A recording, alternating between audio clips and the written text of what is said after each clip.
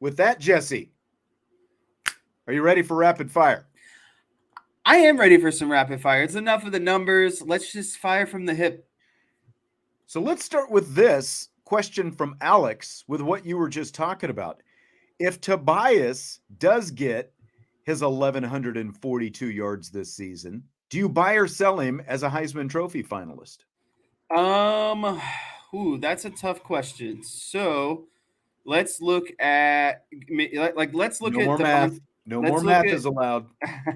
let's look at Devontae Smith's stats when he was at Okay. Alabama. Right, he won the Heisman in 2020, and I just want to see what his total Well, receiving yards were in 2020. He I'm had going to make it easy for you. he had I'm going to make it easy. 1,800 receiving yards. I don't think that would put him any. I think in order to be a Heisman finalist, you got to be over 1,500 yards as a wide receiver. I mean, if he has 20 touchdowns or something, I guess. I think that if he gets that number of yards going from one catch last year to that number of yards this season, and obviously depending on the kind of season that the team is having, then in that case, I think it is Sam Hartman who is the Heisman Trophy finalist. And as Angelo says, in that case, then potentially Tobias is a Bolitnikoff finalist. So I would still like the quarterback. I would still say the quarterback is going to end up being the Heisman finalist. But again, so much of it also depends on what the team is doing. It was easy for Alabama, like Heisman winners the last few years have virtually come out of nowhere. Like none of them were predicted at the start of the season. When you look back, whether it was the Alabama winners or Caleb Williams, none of these guys were predicted as the Heisman winners. And especially with Alabama, when you're number one in the country for most of the season, and there aren't a whole lot of other suitable candidates, that's when the Alabama receiver ends up being the Heisman Trophy winner. That does, that hasn't happened in too many other cases. We all know it's predominantly the quarterbacks, and I think if Tobias has that kind of year, he's Bolitnikoff. Hartman is the Heisman, assuming that Notre Dame is having a really good year. Yeah, I think 1,200 yards gets him on the Bolitnikoff finalist.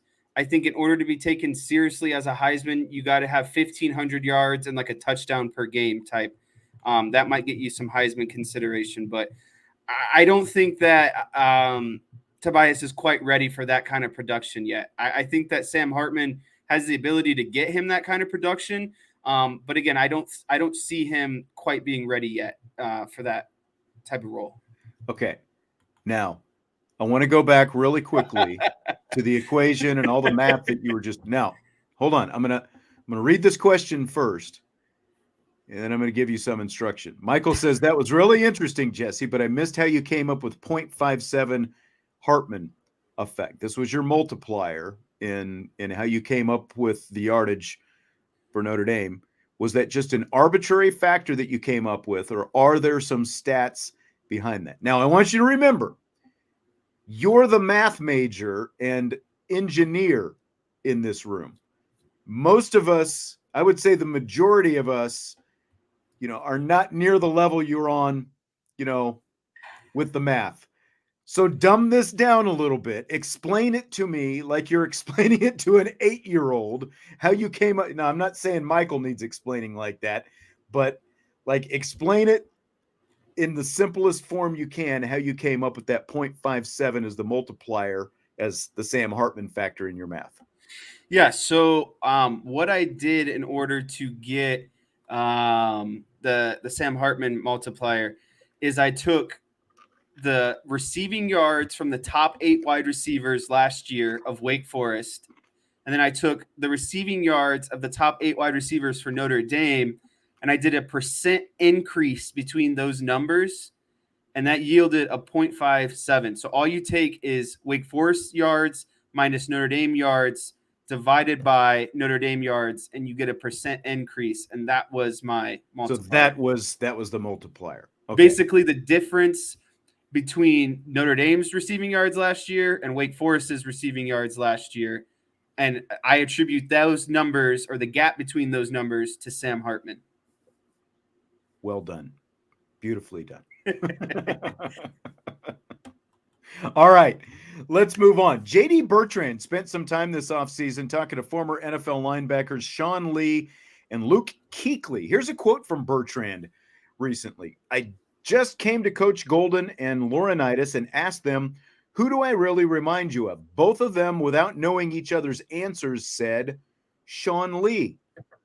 So, Jesse, first, Sean Lee, probably the best Dallas Cowboys linebacker of the last 20 or so years. I don't know if you agree with that. First of all, that's when he was healthy and in his prime. What do you think of that comparison?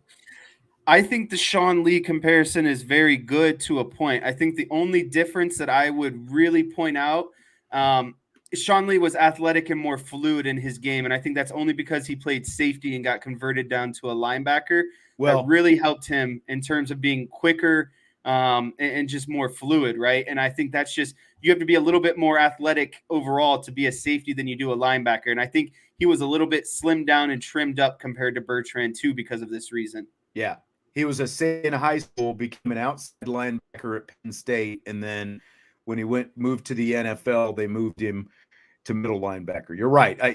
I completely agree. Like, just from the athleticism and fluidity, I think that Sean Lee is the better linebacker. But from the diagnosis and knowing where to be and all of those things, I think it's a pretty good comparison. Oh, yeah. I think outside of everything else, that's a very good comparison. I just think that the only noticeable glaring difference is just a tick in speed and overall agility would lean towards Sean Lee. Yeah, I agree. The unfortunate thing with him is because of the fact that he was, he put on maybe 15 or 20 pounds by the time he got to the NFL, but he was still didn't have linebacker. Yeah, he was especially for a middle linebacker. And now, would you say that he kind of started that trend though? Because typically linebackers in the NFL were bulky and you didn't really necessarily need good speed, right? Like Dick, and then you start thinking about now, you see a lot of you remember when Buda Baker got moved down to linebacker from the Cardinals? Mm-hmm. He was a safety that got converted down to linebacker. I think Sean Lee kind of was at the beginning of that trend almost. Guys maybe a little bit undersized linebacker playing a linebacker position. And I think that just shows the shift of the overall game in the NFL. A lot less of the power run and more of spreading you out with wide receivers and stuff. I think you got to cover more space. Yeah, it's like around that time, Lee had been in the league, I think, for a couple of years, and Manti was having the big year he was having at Notre Dame, and you still thought of middle linebackers as that, pluggy kind of guy, more with the Manti Te'o build, like your Dick Butkus and Mike Singletary, Zach Thomas, and, those kind of guys, like Junior Seau even, who is maybe a little bit, more elevated athlete than any of those guys that I even just mentioned, but still definitely, a more stout, fire plug type middle linebacker guy, where you're exactly right. As the league has gone to, and even college as well has gone to, you've got to cover a lot more space. Those are the kind of body types typically that you see. And you're right. Sean Lee might have been kind of at the forefront of that. So James Laurinaitis helped connect Bertrand to both of those guys, Sean Lee and Luke Keuchly. Here's another quote from Bertrand. He put me in contact with both of them, and so I sat down. Sean Lee was awesome. He sat there for like an hour, 30 minutes on the phone, just let me pick his brain. Keuchly answered every single one of my questions. Going off that, I was able to learn the kind of things they did watching film, and so I kind of created an outline. And then this summer, every single week, I chose Navy, I chose USC, and so each week I would act like Saturday was the game we were playing, and I'd walk through trying to watch film the way they did, as if it's Sunday, it's Monday, all the way through, and this is what they did. So I'm trying to do it for that team, and then each new week came around, new week, new team, end quote. What do you think of all that? I think that this is someone who's very committed to improving their game, right? He heard the criticism last year, and I think he wants to step up and be the overall leader of the defense. And he took the opportunity not only to train it. I think what really is interesting about this is most guys just train themselves physically in the offseason. Bertrand trained himself physically and he trained himself mentally by watching film and preparing like it was a game week. He is now breaking down film and setting himself up with a routine for the entire season. So like I said, guys in the offseason do as much as they can physically to be ready for the season. He did that and matched it mentally, which I've never really seen people do before. I've never heard of a guy, especially in the college level, who will sit down and watch as much film as he did, because what he's doing is he did an entire season basically of game weeks, right? 12 games in each week. So 12 games, that's about 3 months. And that's, again, what the season is going to be. And so the fact that he mentally trained himself is impressive. To have that kind of ambition, or someone who can self kickstart himself like that. No one told him to do that. He just wanted to do that to get better. And now he's already gone through his dry run. And the fact, one, that you're able to pick the brains of two guys who were both Pro Bowl linebackers in the NFL, Keuchly and Lee, and you basically take their blueprint, and he's got it. He's done this dry run through the season. Now he's in training camp. He doesn't have to worry about it for a few weeks. And now he's already done it with Navy. So when Navy week comes back around, he's already done it for Navy. You would just expect that he's going to know basically every team inside and out. Now, there are going to be some tweaks and, subtle stuff from season to season, but like you would expect that, you talk about the ability to play fast and process and, all this different stuff. I mean, you would quite honestly just expect to see a completely different level JD Bertrand this season, don't you think?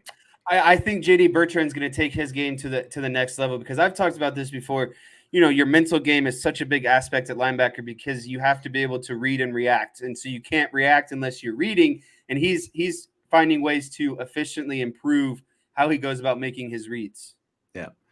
See how this whole thing kind of shakes out for him. It's going to be really interesting to follow and see what kind of season that he has. But I mean, already we've seen him at practice where he's coaching up the young guys like Jalen Sneed the other day and doing that kind of stuff. So it's going to be really, really interesting. You were, of course, a linebacker, Jesse, in college. If you had the chance to talk to guys like that, what are maybe one or the two of the top questions that you would ask them?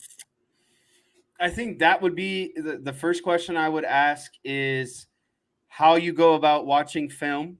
That would be the top, how you're breaking it down, what you're looking for. And then I think my next question would be, what are some of your top tip points? Meaning, if you're reading a defense, what's something that is a really good indicator of, pass or run, essentially? What, and based on maybe, formation and splits, what you can expect by just like quick things that you can pick up on to help you diagnose things a little bit quicker. Like what are those keys? Yeah. What are those keys that are helping you, maybe diagnose run pass, or maybe, and not only that, but you can tell by certain splits where the run motion is going. Maybe because of a split, they're trying to accomplish a jet sweep, or maybe a run off the tackle. Maybe with shorter splits, they're looking for something up the middle. But yeah, I think those are the things I would look for, because they can give you indication to run pass. And not only that, and if it's going to be run, where the run is probably going to be going. So I think those would be my top questions. All right. Good stuff. Fill in the blank on this next one. Notre Dame tight ends Kevin Bauman and Eli Raridon are both coming back from ACL injuries. Raridon tore his in October, about a month after Bauman tore his ACL. It's blank. Both are trying to be ready to go by Notre Dame's season opener. It's optimistic that both these guys are trying to be ready for the beginning of the season. And honestly, it's kind of timid too. I don't know how to put timid into the fill in blank. But it's a timid thing, because these guys, like, it's so hard with knee injuries, because even when you think things are 100%, you still go out there and your knee is compromised. And I don't think you really know it, because once you tear it once, the likelihood of number 2 happening is greater than what you did for number 1. So I would just be really timid for these guys. And I'm sure they're timid being out there on the practice field, but you don't truly know until you're out there in a game situation, because there's nothing that can match or simulate a game situation. And that's the thing, like with Raridon, especially, like Bauman has been on the bicycle. He hasn't been on the field nearly as much. Raridon has been out there on the field, but when he tore his last October, it was his second tear in 10 months. He's already torn the same one twice.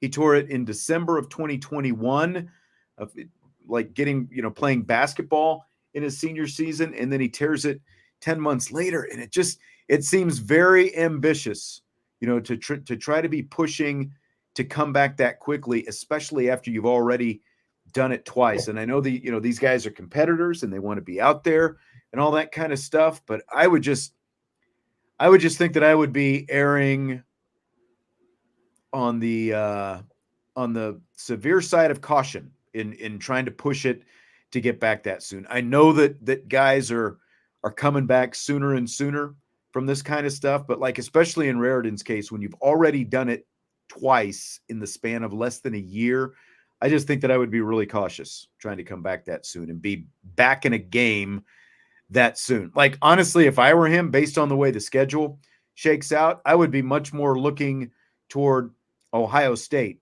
than I would at Navy or Tennessee State, for that matter, that early in the season. That's just me. It's obviously their decision and the training staff. Yeah, it's questionably optimistic. And that's the thing, is they have to be getting feedback from someone, but it just seems a little bit too early. I would have reservations about the first kind of 3 games of the season, especially considering it being Navy, Tennessee State, and then who's the third one? I don't think it's anyone of great power, but it's like I would rather Central Michigan. I'd much rather have them, 100, and I know this isn't really possible. I'd rather have them 110% than like 100% or 95% at the beginning of the season, because they're going to need to rely on these guys in the blocking game at some point. And I think if they want to accomplish a lot of these, run schemes, power run schemes, they're going to need these bigger body tight ends. And we know, and this is, I don't know what this is going to look like for Jared Parker, but we know Notre Dame likes to use a lot of tight ends in various different sets, right? Whether that's 21 personnel, 22 personnel. I mean, heck, sometimes we've seen 3 tight ends on the field at one time. So these guys are going to be leaned on, and it's more so than just the receiving game. It's what they can do as blockers and really help the run game. From the mailbag yesterday, brought it back today. If you were Notre Dame's athletic director, would you rather schedule a home-and-home series with Penn State or Tennessee? I'm a fan of playing teams out of region and teams you don't necessarily play a lot. I know Notre Dame played Tennessee in like the early, like what felt like 2004, 2005 timeframe. They were on the schedule then. I just think that they play enough of the Big Ten teams in the area. So I'm a fan of going out of like and especially if you can add a SEC team to the schedule, I just feel like that gives them better weight nationally, right? Like people respect the SEC, right? Like everyone talks about how great the SEC is every year and how loaded they are. Well, add a SEC team, see what Notre Dame looks like against a SEC team. I'm not that I don't think Penn State would be a fun game. I think it would be a great game, but I'm just more interested in what the benefit is for Notre Dame at the end of the season. And I think a SEC team on the schedule holds more weight than a Big Ten opponent. It's just someone that you're not used to playing, and I like that. It's like I liked that South Carolina game last year because I thought it was a good standing of where Notre Dame was at, in comparison. Interesting. The majority are going with, not a steep majority, but more people saying Tennessee than Penn State. I'd rather see it be Penn State because, they used to play Penn State quite regularly back in the 80s and the 90s and, I guess early 90s. And, I guess it's really been very early 90s and into the 80s because the fact that Penn State went to the Big Ten, and I don't think that they played very much, if at all, since then. That's pretty much about the time the series ended. They did play, what was that, 06, 07, I believe, in that range. They played a home and home, but that's been pretty much it. I would rather see Penn State just because they were at one time a kind of a regular on the schedule, and they were a rival, and British Boy makes a good point, Penn State, because we can further recruit Pennsylvania high school talent by beating their state team. There's more talent in Pennsylvania than Tennessee. That's a great point as well. So, yeah, Chi-Town said 07. They played them at home the year before that as well. I believe they went to Penn State in that disastrous 07 season, but they played them at home the year before that in 06. So I think Irish Boy, I think that's a really good point about, I don't know if you just said that, but the ability to beat Penn State in their home state and really dominate the Pennsylvania area in recruiting. I mean, that's not a bad point. I think a lot of good recruits do come out of that area. So I don't know how much they could steal from Tennessee or, SEC really from the South. And so if you can kind of expand more in your area, the Midwest, it kind of makes sense. But I'm still buying Tennessee in the end of the day. Okay. All right. I think everyone's going to see it a little bit different. And then, again, simple majority, at least right here, saying Tennessee than Penn State. But, it's another SEC school. They played their share here recently, and they have played Tennessee before. I'd just rather see. Do we think that this new variation in the chat, LAMREHK, I think that's a variation of Derek, if we're being honest. I think he's changed his name. I think he's changed his name again. I'm on to him though. It looks like it. I think you're right. It's like the combination of his last name, like half and half, I think. So according to multiple reports, Big Ten presidents have given Commissioner Tony Petitti permission to explore, or the go-ahead to explore expansion with Oregon and Washington as the top targets. So if you're the Pac-12, what do you do? Is there any hope? Honestly, I don't know if there's anything you can do. I think everyone that is I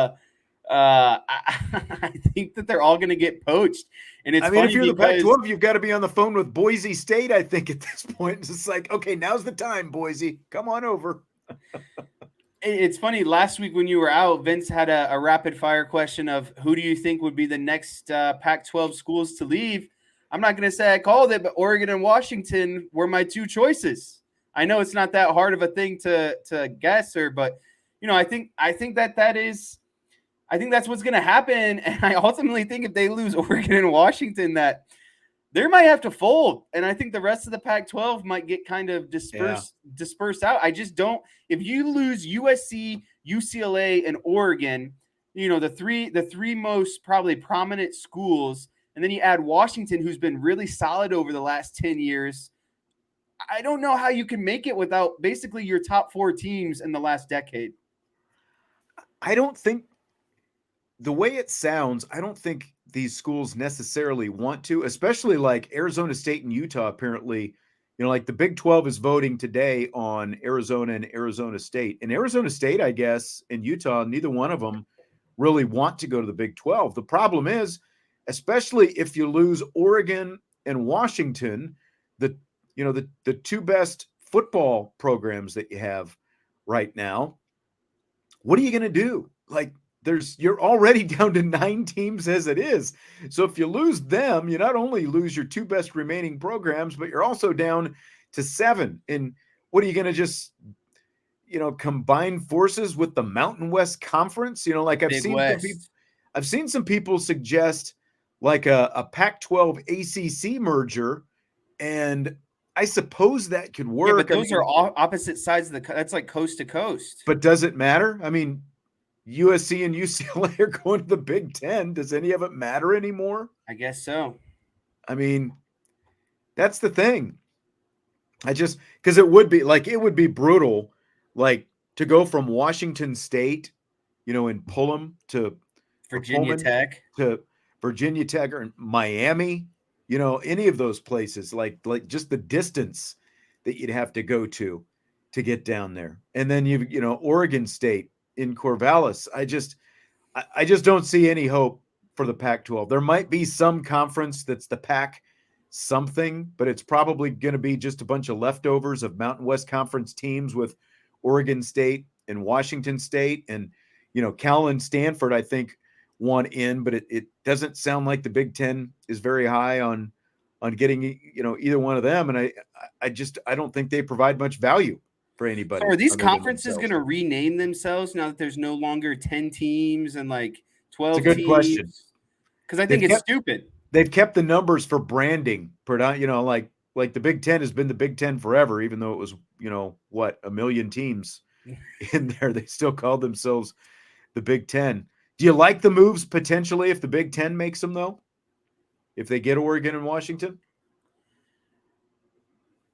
I'm not a fan of all of this restructuring in general, to be honest with you. I don't like the idea of big mega super conferences. I liked things how they were, but I think people are greedy, and it comes down to money and contracts at the end of the day, unfortunately. Yep. And it's just annoying. Like, I would just enjoy to have, the Power 5 conferences and have them be pretty equal in teams, So I don't like it. And I think what's going to happen with the Pac-12, I just think there's going to be basically, there's going to be the ACC, the Big 10, the Big 12, and the SEC. I think the remaining teams in the Pac-12 are just basically going to get drafted off by the remaining big conferences. I don't think they're going to fold into the Big West. I don't think they're going to fold to the Mountain West. I don't think they're going to become independent. I just think they're going to fold in and be equally distributed between the remaining power conferences. Yeah. If Oregon and Washington are lucky, even though there's, a lot of distance that has to be made, they'll cash bigger checks. They'll be in the Big Ten, and I guess USC, they were pretty happy. One of the reasons they got out, not only the money, but they kind of wanted to distance themselves from Oregon. And now you could have USC and Oregon back in the same conference. Once again, it's just a mess. And I agree with what you're saying. I don't think any of it's good. It's one thing when you're talking about the football teams doing this, but it's a completely different thing when you're talking about swimming and track and volleyball and all these other sports that have to make these treks across the country. I just think it's completely gotten out of hand at this point. But you're absolutely right. It's all about the bottom line. It's the dollars. That's it. NFL's Hall of Fame game is tonight in Canton between the Jets and the Browns. Scale of 1 to 10. What's your interest? My overall interest is a 2 out of 10. It's funny. My girlfriend is going with some friends. I am doing a podcast and watching Game 4 of the Cubs and Reds tonight because that matters to me more in this current situation. So saying if you weren't doing the podcast, you would be down there at the game as well? No, I would be not going because I'm watching the Cubs and Reds. Okay. It is an important game tonight.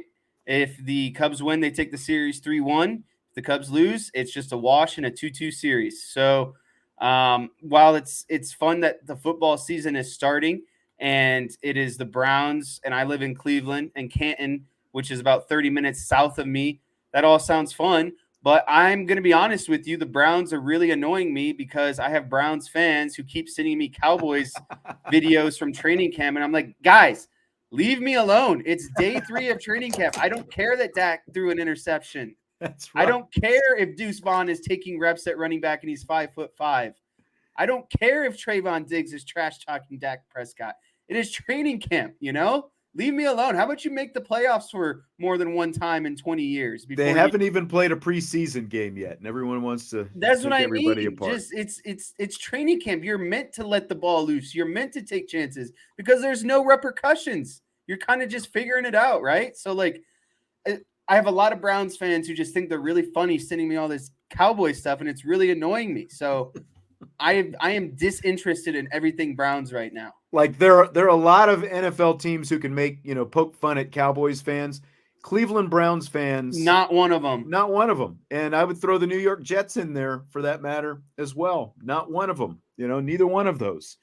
And like for both of these teams, if the quarterbacks were even going to play one snap, maybe I'd have some interest. I'll probably watch for a little bit. It is at least fun to have that, the Hall of Fame game is always the first game. It comes on and all that, but Aaron Rodgers isn't going to play. Deshaun Watson's not going to play. And that's really for the Jets. It's like, I'll just wait until Hard Knocks next week and see the stuff that the Jets didn't want us to see, I guess. So I put it at about a 2 as well.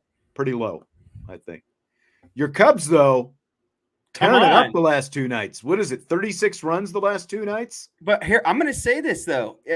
As fun as the last 2 nights have been, it really doesn't matter if the Cubs lose tonight because it's a 2-2 wash of the series. It doesn't matter how many runs you score in your 2 wins. Like, it's impressive. It's great that they scored all these runs. But again, it doesn't matter if you lose to Cincinnati tonight because all those runs don't matter because it's a 2-2 wash. You didn't gain any games in the standings. So it really doesn't matter, in my opinion. Like, it's fun to watch. And I'm like, yeah, I love the outbursts and offense and everything. But you still get I care more about winning a series. You could have 100 combined runs, but if you lose the series, I really don't care. But if they win tonight, they win the series, right? Correct. I will really relish in all these runs scored if they are able to win the game tonight. Then it means something to me. But again, it doesn't mean these 2 games doesn't mean anything if they can't win tonight and take the series. Chi-Town says he's been to a Hall of Fame game and it was a good time. And that's, the thing about probably being at the game is don't they introduce like all the Hall of Famers and stuff like that?